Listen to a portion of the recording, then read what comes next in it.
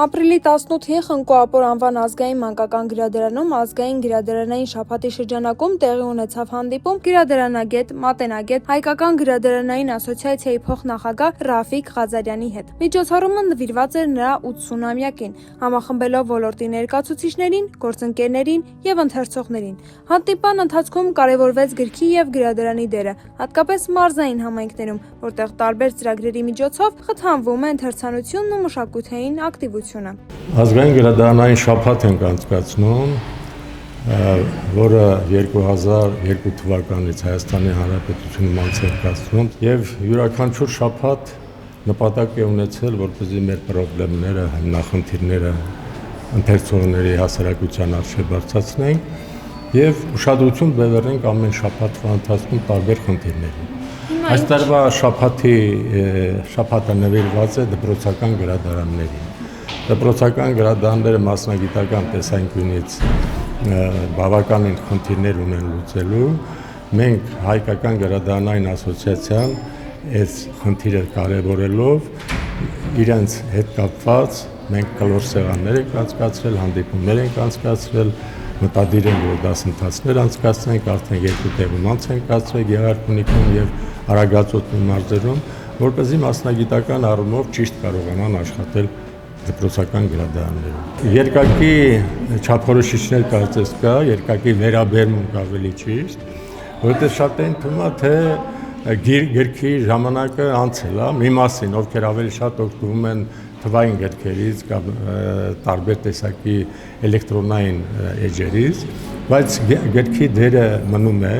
եւ ամենակարևորը, որ նկատվում է, որ արդեն որոշակիորեն գրքի դերը սկսում է բարձրանալ, իր տեղը գրավել հասարակության մեջ, որովհետեւ թվային գիրքը ուրիշ է, իրական գիրքը ուրիշ է եւ տարբերությունն էլ նույնիսկ կրթելու տեսակետից տարբեր է։ Եվ այստեղ մանկական գրադարանում մենք ունենք բավականին լավ ընթերցողներ, դպրոցահասակ, որոնց տնօրինությունը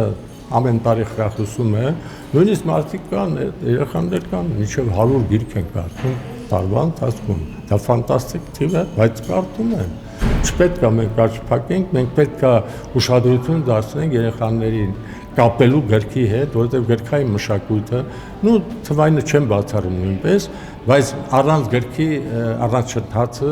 թեկուզ եւ թվային տեսքով անհնար է ակնկալել։ Իսկապես շատ մեծ հիմնախնդիր է, որովհետեւ շատ լավ գրքեր են հրատարակվում, մանկական գրքեր են հրատարակվում, որոնք գրադարաններ մուտք չեն գործում ռեսուրսների սղության պատճառով։ Եվ մեր մանկական համայնքային գրադարաններ ունենք մարզային գրադարանների նման բաժիններ եւ այդ բաժիններում այդ գրականությունը շատ սուղ է եւ 5 գրքերը արդեն շարքից դուրս են գալիս, նորն էլ հնարավորություն չկա գրադարան մտնելու կամ շատ քիչ է մտնում։ Այս տարի որ իշխանությունները եւ համապատասխան կազմակերպությունները պետք է դրան ուշադրություն դարձնեն եւ այդ խնդիրները լուծեն։ Ելույթ ունեցողները Ռաֆիկ Ղազարյանին բնութագրեցին որպես անխոնջ մշակ, ով տարիներ շարունակ իր ներդրումն է ունեցել գրադարանային գործի զարգացման մեջ։ Նշվեց նաև նրա մարդկային տեսակը, որպես հուսալի գործընկեր եւ ճանապարհի հրաշալի ընկեր։ Այսօր խոսելու ենք մի մարդու մասին, ով իր ամբողջ գրեթե ողջ կյանքն է ներդրել գրադարանային ոլորտին, աշխատանքին։ Ռաֆիկ Ղազարյանին է նվիրված միջոցառումը, հոբելյանական օր է, մի մարդ, ով իսկապես նվիրյալ է արժանավորներից մեկը, ում ամբողջ գիտակցական կյանքը նվիրված է գրքին, գրականությանը եւ ոլորտի զարգացմանը, գրադարանային ոլորտի զարգացմանը։ Համեստ մի անհատականություն, ես կարող եմ ասել, որ կարծես թե նույնիսկ դժվարանում եմ ասել, թե ինչպես է այն աստիճան համեստություն, թե ինչպես է համաձայնել նույնիսկ, որ իրեն միջոցառում նվիրված լինի։ Երբ Ռաֆիկ Ղազարյանը արդեն հանդես եկավ նաեւ որպես բանաստեղծ, որպես գրող, դա ինձ համար բոլորովին զարմանալի չէր, որովհետեւ իր ողջ աշխատանքային process-ում, որ աշխատել է ազգային գրադարանում, Հայաստանի ազգային գրադարանում, ինքը բազմաթիվ գիտական աշխատությունների հեղինակ է եղել։ Եվ երբ ես տեսա գրքերը, բոլորովին